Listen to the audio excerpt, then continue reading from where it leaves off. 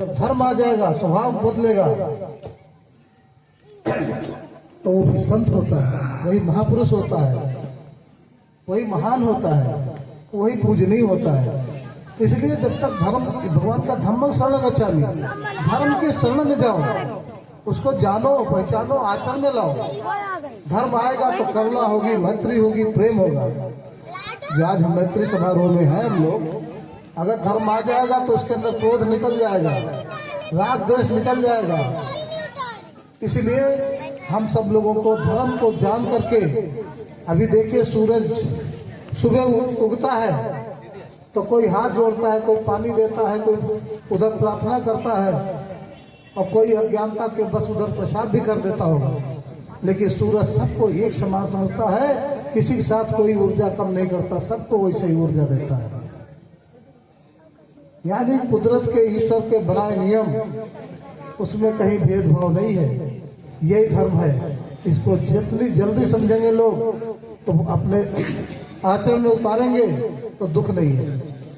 ऐसे कहते, ऐसे थे भगवान बुद्ध, उनके शरण में जब कोई ऐसे उनके संग में जाता था, भिक्षुओं के संगत करता था, तो जाते जाते वहां तक कितनी भी बहुत सारी कठिनाइयों से जाते थे, बड़े दुखों से जाते थे, लेकिन जैसे सामने पहुंचते थे भगवान उन बातों को जान लेते थे।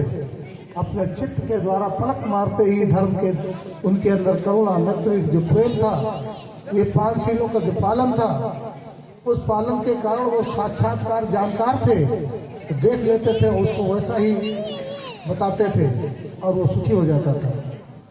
तो ये 3 शरण है, नत्थ में शरण है, बुद्धो में शरणं वरं, 3 सत्य जैन में जय मंगलम। नत्थ में शरणं यं, धम्मो में शरणं वरं, ऐतेन सच वजेन होत में जय मंगलम। नत्थ में शरणं यं, संघो में शरणं वरं, ऐतेन सच वजेन होत में जय मंगलम। ये 3 शरण में कोई व्यक्ति रहेगा तो उसका भला होगा, उसका मंगल होगा, उसका कल्याण होगा। फिर 5 शील है, एक एक शील सबसे महत्वपूर्ण है। अगर इन 500 शीलों का पालन करेंगे, हम जानबूझकर किसी प्राणी की हिंसा नहीं करेंगे, किसी को मारेंगे, सताएंगे, दुख नहीं देंगे। हम अपने स्वार्थ के लिए बहुत सारे जीवों को सताते हैं। आज से नहीं, इस धरती पर जब से राजे महाराजे लोग भी बड़ी बड़ी यज्ञ करवाते थे, उसमें बहुत सारे पशुओं की बलि करवाते थे। इसलिए मेरे राज्य पर कोई राजा चढ़ाई न कर दे, कहीं भूकंप ना आ जाए, बाढ़ ना आ जाए, महामारी बीमारी ना जाए, इससे बचने के लिए, अपने स्वार्थ के लिए करते थे। लेकिन भगवान बुद्ध ने कहा, हम किसी को मार करके सुखी नहीं हो सकते।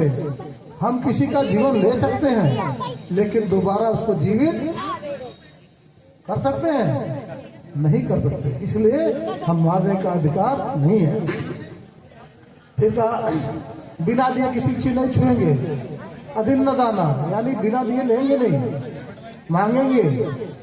अगर जरूरत पड़ेगी तो मांग लेंगे, लेकिन चोरी नहीं करेंगे। जब कोई व्यक्ति चोरी करता है, भले न पकड़ा जाए, लेकिन जिस क्षण चोरी करता है, उसी क्षण उसके मन पर पाप कर्म लगता है। उस पाप कर्म के द्वारा चिंतित रहता है, भयभीत होता है, नाना प्रकार की बीमारियों को प्राप्त होता है। इस तरह कामेश भिक्षाचार्य है। इस संसार में विवाह होता है, पत्नी है, इसके अलावा जितनी भी माताएं बहनें हमारी माँ बहन है, जितने माताएं बहनें, उनको जितने पुरुष हमारे भाई और पिता हैं, अगर इस दृष्टि से देखें तो पेपर में, टीवी में रोज हम पढ़ते हैं, ये नहीं देखेंगे। चौथा, झूठ नहीं बोलेंगे, छल कपट नहीं करेंगे, चुगली नहीं करेंगे, कटवचन नहीं बोलेंगे। जब बोलेंगे सत्य बोलेंगे। आप लोग छोटी छोटी किताबों पढ़े हैं, 7 बराबर तप नहीं, झूठ बराबर पाप, जाके हृदय साच है ताके हृदय आप। यानी सत्य बोलना ही अपने आप में सबसे बड़ी ताकत है। लेकिन सबसे ज्यादा सत्य कहाँ बोलते हैं हम लोग? सुना होगा, जब कोई मर जाता है तो शमशान घाट चलते हैं तो रास्ते में क्या कहते हैं? राम नाम। भैया आवाज ही नहीं आ रही। राम नाम, सत्य बोलो। आप बात बताइए, जब सत्य बोलने से ही मुक्ति है तो पूजा पाठ करने समय क्या मतलब? भगवान ने नहीं कहा पूजा पाठ, आडंबर नहीं। तो हमें सत्य बोलना चाहिए, हमारे अंदर दया होनी चाहिए, करुणा होनी चाहिए, मैत्री होनी चाहिए।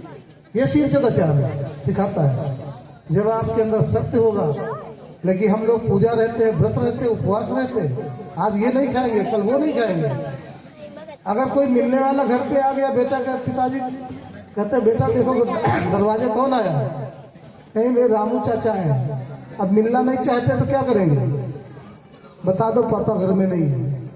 यानी झूठ बोल रहे हैं तो व्रत कहेगा तुम्हारा। खाने पीने पर रोक लगाए, व्रत लगाए, लेकिन झूठ बोल रहे हैं।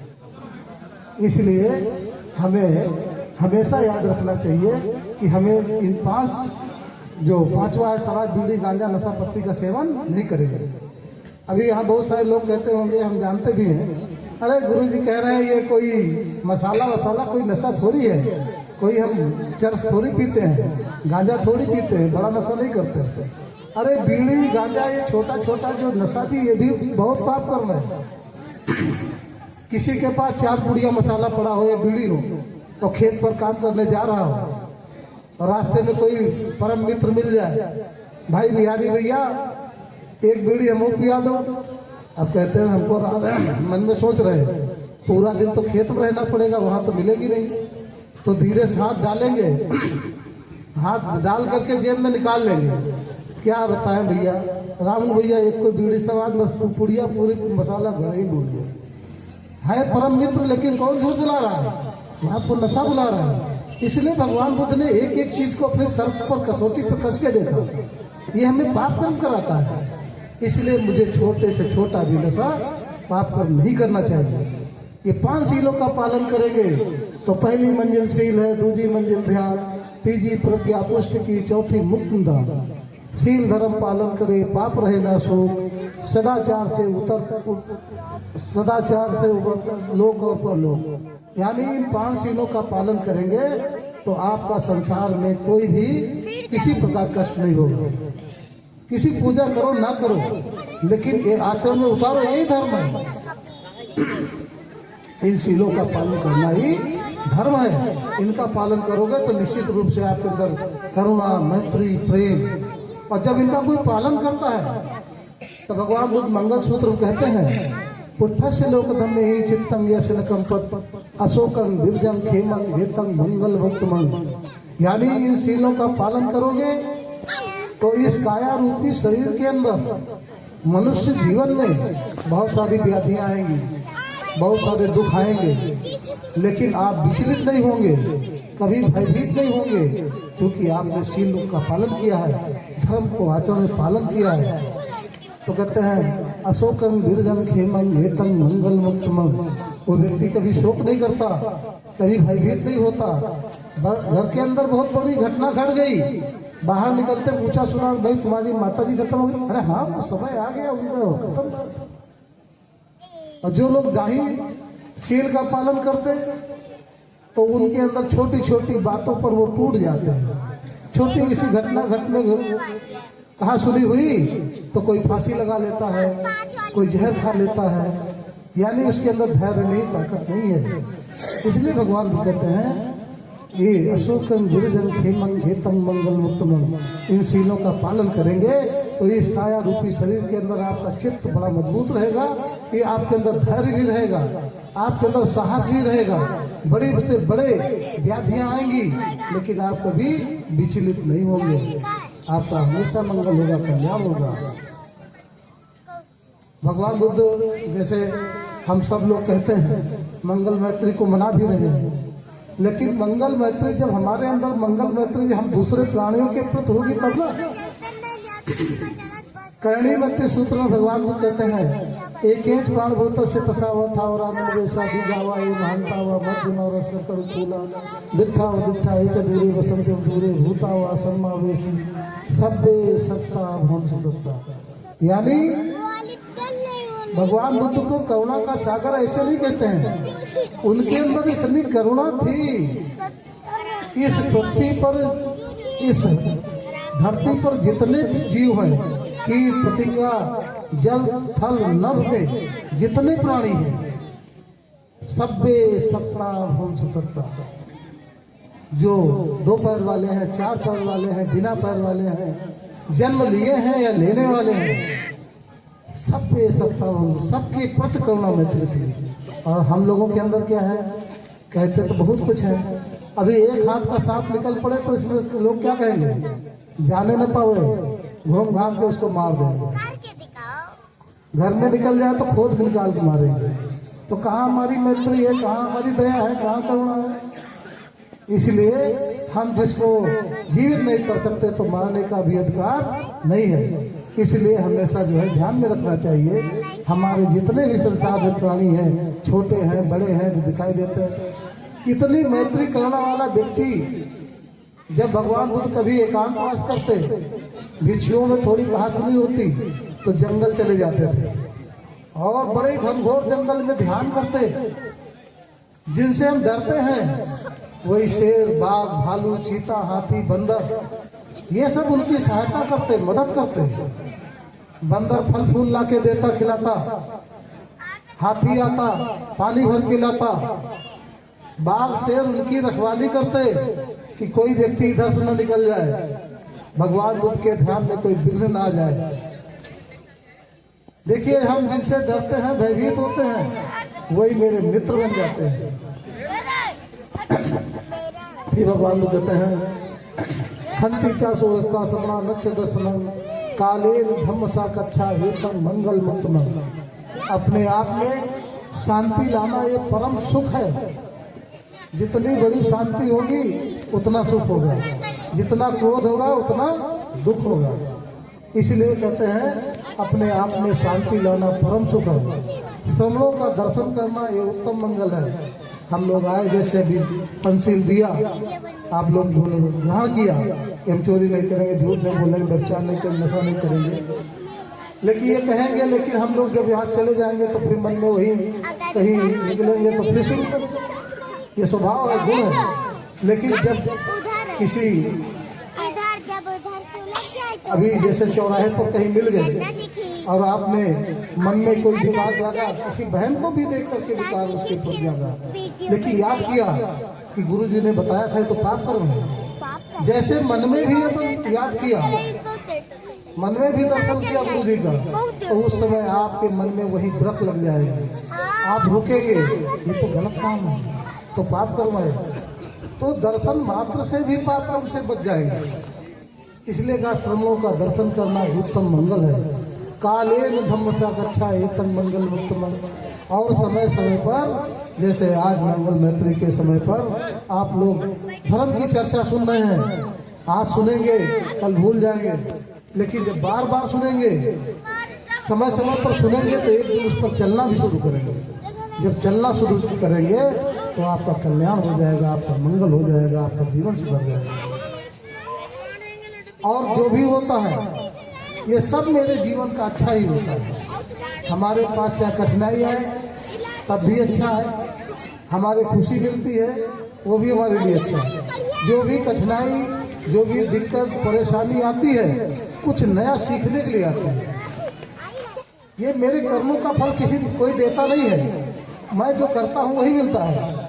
कर्म हमारा ईश है, कर्म जगत का ईश, सुख दुख देता कर्म ही, अन्य कौन जगदीश। इस संसार में कहीं भगवान ईश्वर नहीं बैठा, सब अपने अपने कर्मों का सुख दुख होगा। अभी एक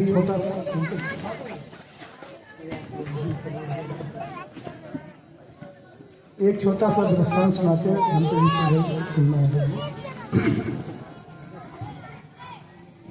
देखिए,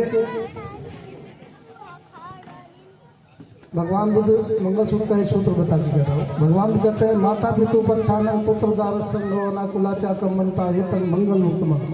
भगवान बुद्ध कहते हैं कि धरती पर अपने माता पिता जब जन्मदाता है, इनसे बढ़कर कोई हमारा देवता भगवान नहीं है। जिस माँ ने 9 महीने पेट में रखा, सीने से दूध पिलाया, बच्चा जब मलमूत्र करता तो माँ रात में अपना गीले पर लेटती, बच्चे सूखे गीले में लेटा देती, अपना लेटती है, बच्चे सूखे में लेटाती है। पिता के कहाँ कहाँ धन कमाने जाता है कि मैं अपने बेटे को अच्छा IAS डॉक्टर बनाऊंगा। बहुत ऐसे लोग हैं कि बेचारे लौट कर भी नहीं आ पाते। इतने जिसने हमको जन्म दिया और सभी जानते हैं, बगैर माता पिता कोई नहीं है, सब अपने माता पिता। उस माता पिता को जो कोई दुख देता है, कष्ट देता है, बुढ़ापे में उन्हें सताता है, उसका कोई कल्याण होने वाला नहीं है। इसलिए अपने माता पिता की सेवा करो, ये सबसे बड़े आपके भगवान हैं। इनसे बड़ा जो कोई माता पिता की सेवा करता है, बुजुर्गों की बात मानता, सम्मान करता, उसका कभी कोई दुख नहीं होता। तो एक छोटी सी कहानी लेकर खत्म करता हूँ। एक बार एक राजा था और वो राजा जो है शिकार करने के लिए निकला, तो उसका मंत्री भी साथ में ले लिया। राजा और मंत्री दोनों लोग शिकार के लिए निकले। जब जंगल में गए तो एक जानवर देख करके, एक हिरण को देख करके राजा उसका पीछा किया और घोड़े से उतर करके जैसे मारने को जल्दी से तलवार खींचा, तो इतनी जल्दबाजी से खींचा कि उसकी उंगली कट गई। जब राजा की उंगली कट गई तो उसका जो मंत्री था तो बहुत तेज हंसने लगा, कहने लगा, वाह, जो हुआ बहुत अच्छा हुआ। राजा को बड़ा क्रोध आया, मेरी उंगली कट गई, मुझको दर्द हो रहा है, मेरा खून बह रहा है, ये कहता बहुत अच्छा हुआ। उसने फिर दोहरा दिया, अरे राजा, जो हुआ ये सब अच्छा हुआ है। राजा को और क्रोध आया और लौट के आता है और अपने मंत्रियों को बुला करके तुरंत कहते हैं, देखो मेरी उंगली कट गई, मुझको कष्ट है, मुझको दुख है। लेकिन ये बेवकूफ मंत्री कहता है जो कुछ हुआ अच्छा हुआ। इसको बड़ी प्रसन्नता खुशी है, इसको अभी तत्काल जेल में डाल दिया जाए। राजा का आदेश हुआ, सिपाही आए, उसको पकड़ करके बेड़े घर कहीं डाल करके जेल ले गए, जेल में डाल दिया। कुछ दिन बीते, राजा स्वस्थ हुआ तो दोबारा फिर शिकार के लिए निकला। जब दोबारा शिकार के लिए निकला तो उस दिन अकेले था। वो घनघोर जंगल में चला गया, बहुत घनघोर जंगल के अंदर चला गया। तो जहाँ पर बहुत दूर निकल गया तो वहाँ पर आदिवासी लोग रहते थे। उस दिन वो अपने देवता की पूजा करना चाहते थे, तो किसी अच्छे मनुष्य की बलि देते थे। तो राजा को हष्ट पुष्ट देख करके उन लोगों ने घास के पकड़ लिया। राजा को ले गए, पकड़ करके अपने देवता के सामने ले गए, नहलाया धुलाया, उनको माला पहनाया। जब उनको बलि देने की अवसर आई तो एक बुजुर्ग ने देखा, कहा, भाई इनकी उंगली कटी है, ये अंग भंग व्यक्ति है, इसकी बलि नहीं दी जा सकती है। राजा को छोड़ दिया। राजा अपना डरा सहमा सीधे सीधे भाग के घर आया। जब घर आया तो उसको याद आई कि मंत्री की याद आई। मंत्री ने कहा था जो कुछ हुआ तो अच्छा हुआ। अगर ये बात सही थी, देखिए मेरी उंगली न कटी होती तो आज मुझे बलि दे दी, मेरे प्राण ले लिए गए होते। राजा ने तुरंत आदेश दिया, मंत्री को बुलवाया, छुड़वाया और छुड़ा करके और फिर मंत्री को बुलाया और राजा निवेदन करने लगा, आपने जो कहा था बहुत सही कहा था, जो कुछ होता तो अच्छा होता है, लेकिन मैंने क्या गलती की मैं समझ नहीं पाया, आपको जेल में डाल दिया, इतने दिन आपको दुख दिया। कहा, राजा ये भी तो अच्छा था, ये भी आपने अच्छा किया। नहीं, आपके साथ मैं भी अगर शिकार पर गया होता तो मेरी उंगली नहीं कटी थी, आपकी तो बलि बच जाते, लेकिन मुझे बलि दी, मेरी बलि हो जाती, दो में से तो एक मारा जाता। तो जो कुछ होता है तो राजा अच्छा होता है। राजा बड़ा प्रसन्न हुआ और उसे अपने मंत्री को साथ सम्मान सहित उसे सत्कार किया।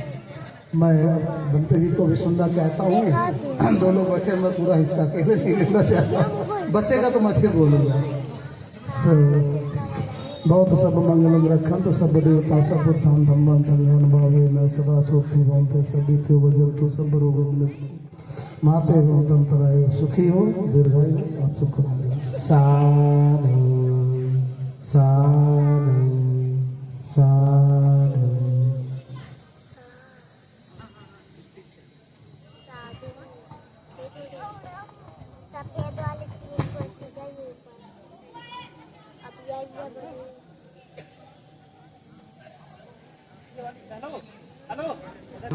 अनुत्पादम् अनुच्छेदम् अशाश्वतम् अनेकार्थं नानार्थं नागमं निर्गमं यावत्यसमुत्पादं प्रपञ्चोपशमं शिवं देश्यमात्तम् उदत्तं वन्दे वदतां वरम्।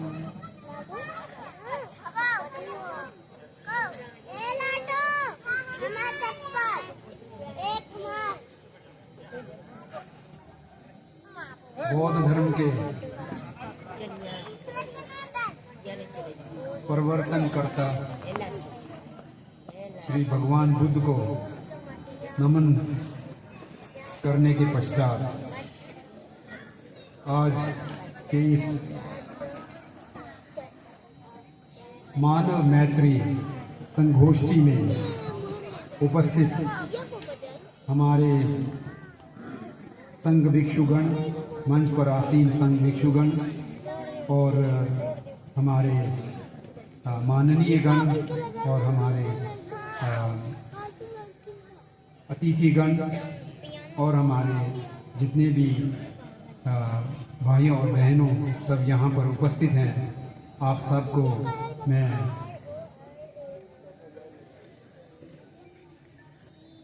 Garden शार्टे खेसु जांगचुक Choden, secretary general of अंतर्राष्ट्रीय बौद्ध परिसंघ, आपको नमन करता हूँ। अभी बनते शील रतन जी ने अपने वक्ता अपनी मातृभाषा में बोली है, बहुत अच्छा लगा सुनकर। मगर जो मुझे यहाँ पर प्रयास करना पड़ रहा है मातृभाषा से इतर किसी भाषा में बोलने के लिए, तो इसमें कुछ कठिनाई तो होती है। तो ये मैं आप लोगों से इसके लिए क्षमा याचना करता हूँ। आप लोगों को अगर मेरी हिंदी सुनने में कुछ त्रुटियाँ रह जाए, कुछ कमी नजर आए और खले, तो मैं आप लोगों से क्षमा याचना करना चाहता हूँ। बंदे जी ने अभी कहा था कि उनके अभी प्रवचन में कि भगवान बुद्ध ने मानव जीवन तथा सृष्टि की कर्ता धर्ता वगैरह का कभी भी कोई औचित्य और अस्तित्व नहीं माना है।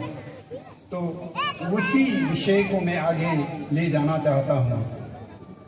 जैसे अभी श्लोक मैंने पढ़ा, उसमें कहा जाता है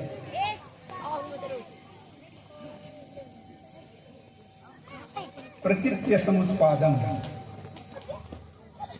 अब भगवान बुद्ध के द्वारा जितने भी उपदेश दिए गए हैं उनके जीवन काल में, अब उन सब को अगर हम निचोड़ के उनका सार निकालने की कोशिश करेंगे तो हमारे गुरु जी कहते हैं वो 3 शब्दों में हम उसका सार निकाल सकते हैं। और 3 शब्द है ध्यान, दर्शन या तत्व ज्ञान, आचरण। इन 3 शब्दों में उनका पूरा सार निकल सकता है।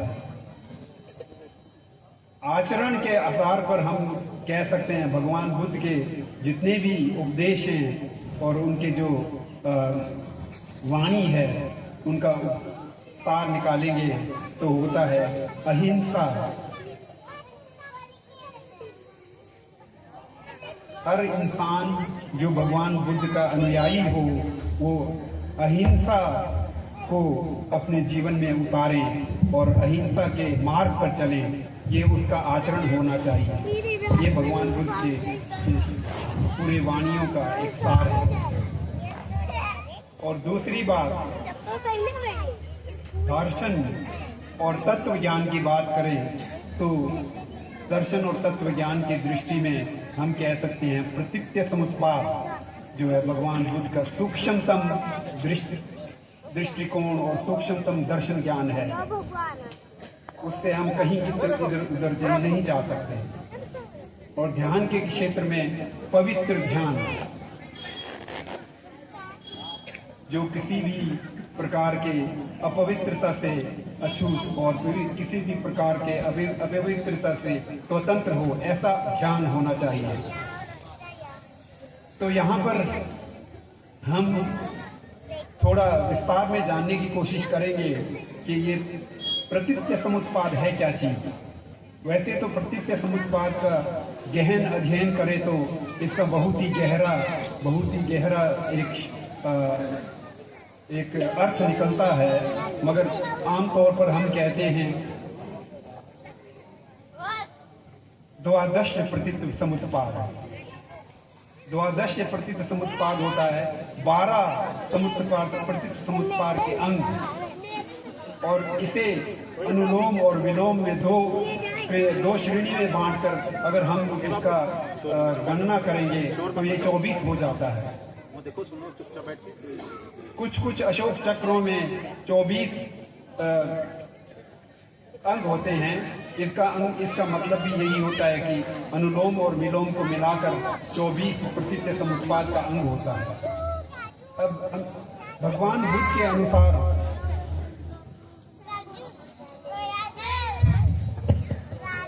भगवान बुद्ध के अनुसार 24 जो प्रसिद्ध समुत्पाद हैं, तो अनुलोम के विषय में वो 12 है और विलोम के विषय में वो 12 है।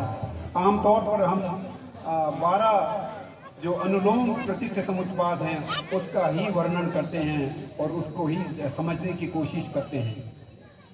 और जैसे कि गुरु जी ने अभी शिवरतन जी ने कहा है कि भगवान बुद्ध नहीं मानते, इसका अस्तित्व नहीं मानते कि सृष्टि को किसी भगवान ने बनाया था या किसी देवता ने बनाया था या किसी और ने बनाया था, और मानव जीवन को किसी भगवान ने बनाया है और उसमें कोई दखलंदाजी भगवान को देवता का होता है, ये वो नहीं मानते थे। तो उनका दृष्टिकोण ये था कि मानव जीवन जो है वो मानव की अपने कर्मों के आधार पर चलता है। तो ये प्रक्रिया क्या है, तो कर्मों के आधार पर चलने का प्रक्रिया तो होना चाहिए। तो प्रक्रिया ये है कि वो कहता है अनुलोम प्रसिद्ध समुत्पाद का 14 अंग में सबसे पहले शुरुआत में आता है अविद्या, जिसे हम संस्कृत में अविद्या कहते हैं और पाली में अविद्या कहते हैं। अविद्या का मतलब होता है अज्ञान, अज्ञान का प्रभाव। हमारे जीवन में अज्ञान की कोई कमी नहीं होती है। हम एक बच्चे की तरह जन्म लेते हैं तो हमें ज्ञान को अर्जित करना पड़ता है। अगर हम ज्ञान को अर्जित नहीं करते तो हमें जीवन में अज्ञान से भरपूर जीवन जीना पड़ता है और अज्ञान के कारण हम बहुत कुछ गलत कार्य कर बैठते हैं। तो पहला महत्वपूर्ण चीज है अज्ञान। अज्ञान को समझना और अज्ञान से दूर रहने की कोशिश करना। और अज्ञानता के वश में, अज्ञान के प्रभाव में हम क्या कर बैठते हैं, हम संस्कारों को बनाकर बैठ जाते हैं। इसे संस्कार कहते हैं और संस्कार कहते हैं संस्कृत में, और संखार कहते हैं पाली में। संस्कार का मतलब यहाँ पर होता है कर्म करना। अज्ञान के प्रभाव में जाकर इंसान हर प्रकार के कर्म को कर बैठता है, वो बुरे कर्म हो या चाहे अच्छे कर्म हो, कईयों प्रकार के कर्म को कर बैठता है। जब वो अज्ञान के प्रभाव में कर्म कर बैठता है तो कर्म का बाद में उसके बाद फल निकलता है। तो तीसरा, इस क्रम में तीसरा है विज्ञान, और पाली में इसे कहते हैं विज्ञान। तो विज्ञान और विज्ञान इसे हम शुद्ध हिंदी में चित्त कहते हैं। चित्त की उपस्थिति के बगैर ना ही अज्ञान का कोई प्रभाव होता है, ना ही संस्कार का कोई प्रभाव होता है। चित्त की उपस्थिति होना बहुत जरूरी है। तो चित्त की उपस्थिति के कारण ही कर्म हो सकता है, चित्त की उपस्थिति का कारण ही अज्ञान का प्रभाव हो सकता है। तो चित्त का अपना ही एक रोल होता है, वो समझना बहुत जरूरी है। और आगे जाकर अब जब अज्ञान के प्रभाव में कर्म कर बैठते हैं और चित्त के उस दायरे में आकर हम कर्म कर बैठते हैं तो उसका फल आता है। उसका फल का एक रूप होता है नाम रूप कहते हैं। ये संस्कृत में भी नाम रूप ही रहता है और पाली में भी नाम रूप यही शब्द रहता है। नाम का मतलब जो भी जीवित चीज है उसका एक पहचान होना बहुत जरूरी है। बिना पहचान का कोई भी जीवित चीज हो नहीं सकता है। रूप का मतलब किसी भी जीवित चीज, कोई भी चीज होगा उसका एक आकार होना बहुत जरूरी है, और पहचान और आकार के बगैर कुछ हो नहीं सकता, किसी चीज का अस्तित्व हो नहीं सकता है। तो ये जरूरी है। तो ये उत्पन्न होता है अज्ञान के प्रभाव और कर्मों के देन से। तो जब ये उत्पन्न होता है तो आगे जाकर हम आते हैं छठा प्रकृति समुत्पाद के छठा अंग पर। छठा अंग है सदायतना। ये सदायतन संस्कृत है और सलायतन पाली है। तो इसमें इसे हम शुद्ध हिंदी में कह सकते हैं आयतन, इंद्रियों का उत्पन्न होना। अब जब नाम रूप एक पहचान और एक आकार बनता है तो वहाँ पर इंद्रियों का रोल शुरू हो जाता है, इंद्रियाएं प्रकट होती है। तो इंद्रियाएं जब प्रकट होती है तो उसके आगे की कुछ क्रियाएं भी शुरू हो जाती है। जैसे कि छठा इस परिप्रेक्ष्य में छठा जो है वो स्पर्श है। स्पर्श जिसे पाली में हस्त कहा जाता है और उसे उसका मतलब होता है संपर्क बनना, इंद्रियों और विषयों का संपर्क बनना। हमारे अंदर 5 प्रकार की इंद्रियाएं होती हैं। आँख होता है, नाक होता है, जीभ होता है और हमारा और भी इंद्रियाएं होती हैं। ये अपने अपने विषयों पर आधारित होता है और जब तक इनका अपने विषयों से स्पर्श नहीं हो पाता है, इंद्रियाएं क्रियाएं नहीं करती हैं। तो ये स्पर्श होना बहुत जरूरी है। जब इंद्रियों और विषयों का स्पर्श होता है तो आगे जाकर 7वां जो प्रकृति समुत्पाद का जो अंग है वो होता है वेदना। वेदना उत्पन्न होता है। वेदना का मतलब है कि हम क्या महसूस करते हैं, हमारे अंदर भावनाएं उत्पन्न होती है। जैसे कि अभी अगर यहाँ पर गर्मी होता तो हम चाहते हैं थोड़ा ठंडा हो जाए, अगर ठंड होता तो हम चाहते हैं थोड़ा गर्मी हो जाए। तो इस तरह के भावनाएं हम स्पर्श करते हैं अपने जीवन में। तो इस तरह का स्पर्श होने के कारण फलस्वरूप इस तरह के भावनाएं उत्पन्न होती है और भावनाएं हमारे जीवन में बहुत ही महत्वपूर्ण क्रियाएं करती है। तो इसे समझना बहुत जरूरी है। ये 7वां था। और भावनाओं के बाद 8वां जो अंग है वो तृष्णा है, जिसे हम तृष्णा जागृत होना कहेंगे, जिसे पाली में तन्हा भी कहा जाता है, जिसे संस्कृत में तृष्णा कहा जाता है। तो जब हमें कुछ अच्छा महसूस होता है, हमें कुछ अच्छा स्पर्श होता है तो हम उसे बार बार पाने की चेष्टा रखते हैं, बार बार चाहने की इच्छा रखते हैं। अगर हमें कुछ नुकसानदेह लगता है, जैसे कि अगर हमारे देह के कोई अंग जल जाए तो हम उससे दूर रहने की कोशिश करते हैं और उससे दूर रहने की इच्छा जाहिर करते हैं। तो ये हमारे जीवन में एक प्रक्रिया चलता रहता है इस तरह का। और फिर 9वां जो अंग है वो उसे हम उपादान कहते हैं। वो एक प्रकार का लोभ है। जब उदाहरण के तौर पर आप एक आइसक्रीम लेते हो और इस आइसक्रीम खाते हो तो वो अच्छा लगता है, तो बार बार आइसक्रीम खाने का दिल करता है। तो उसी की तरह तो हर प्रकार के कार्यक्रम में इस तरह की चेष्टा जागती है अपने जीवन में, इस तरह की चाहत जागती है, उसे हम लोभ कहते हैं। तो लोभ उत्पन्न होता है। तो लोभ उत्पन्न होने के बाद फिर वही लोभ हमारे जो संस्कार हैं उसको जागृत कर देते हैं, जिसे हम भव कहते हैं। भव कहते हैं। और जब वो संस्कार जागृत हो जाता है, उस तरह के लोभ और तृष्णाओं के कारण संस्कार जागृत हो जाता है, संस्कार तो उसे भव कहते हैं। तो उस भव कर्म से अभी जो फल उत्पन्न होता है उसे हम कहते हैं जाति। यानी कि इंसान के मरने के बाद दूसरा जीवन प्राप्त होना और या तो पहला जीवन प्राप्त होना, तो उसे कहते हैं जाति। जाति का कारण भव होता है, भव का कारण तृष्णा और वेदना होता है। तो इसका कारण आगे जाकर स्पर्श और हर्ष वगैरह ये चलता है। फिर उसके बाद जरा मरण वगैरह आ जाता है। जाति के बाद होता है, जैसे कि कोई जन्म लेने के बाद दूसरे क्षण से वो बुढ़ापा के ओर बढ़ते रहता है और बदलाव आता है जीवन में। ये सब इसे सब हम कहते हैं जरा मरण कहते हैं। जरा का मतलब होता है बुढ़ापा आना, मरण का मतलब होता है मरना। तो ये है 12 अनुलोम 12 अनुलोम के प्रकृति समुत्पाद के अंग, इसको समझना बहुत जरूरी है।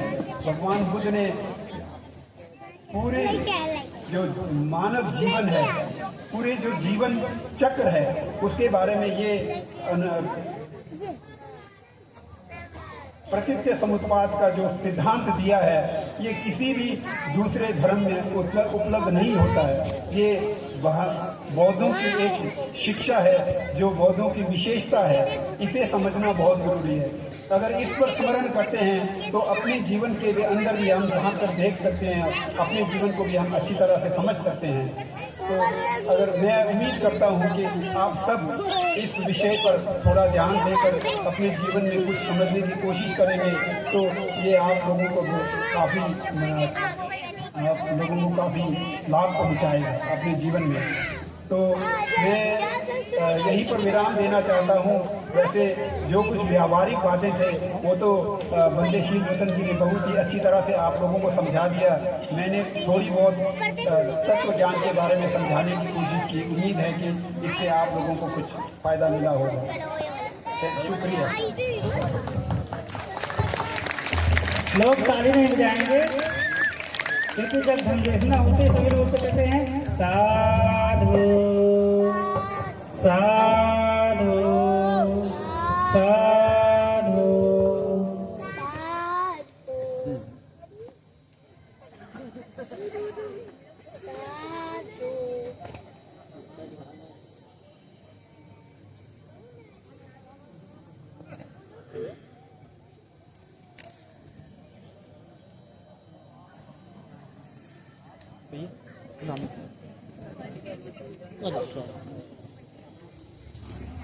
हाँ हाँ